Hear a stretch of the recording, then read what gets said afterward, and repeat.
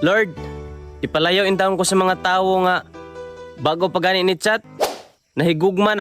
Dear Lord, tulungan niyo po akong maging malakas sa lahat ng hamon ng buhay at sa bawat paghakbang ko, sana kasama ko kayo dahil alam mo Lord, nagiging kalmado ang bawat laban ko sa buhay kapag kasama kita. At alam ko na kapag kasama kita sa proseso, ipapanalo mo ang bawat laban ko.